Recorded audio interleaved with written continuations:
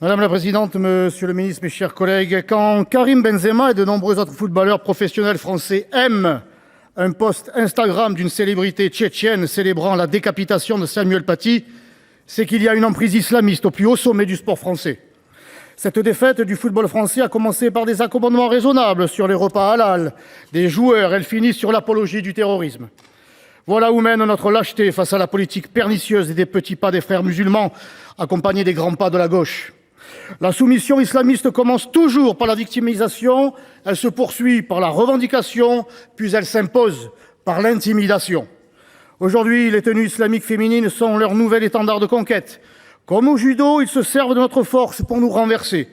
Ils se servent des principes de notre droit, le droit à la non-discrimination, à l'inclusion, pour les retourner contre leur sens premier et renverser notre identité française.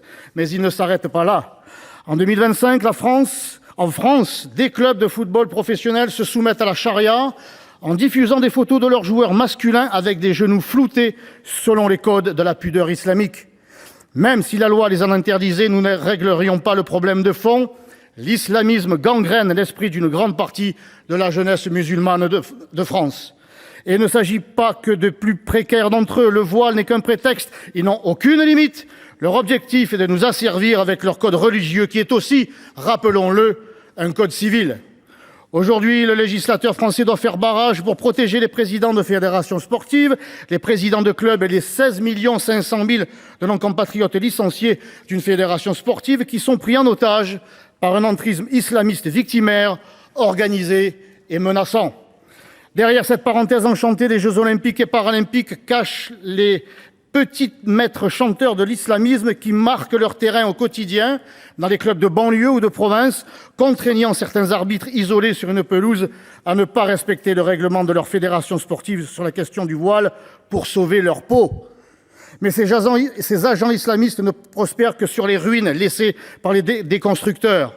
Nous avons tous en tête le soutien du maire islamo-écolo collabo de Grenoble, pas en reste d'une régression, et qui a soutenu l'association des hijabeuses comme il voudrait imposer les créneaux pour le burkini dans les piscines municipales. Ces élus plaident pour le vivre, le sport ensemble, mais ils font advenir l'apartheid, la discrimination à l'égard des femmes, le face-à-face. Même les plus hautes institutions ont capitulé.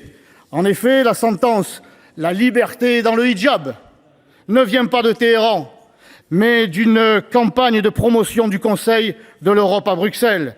Face à cela, face à ces collabos, la France ne doit rien céder.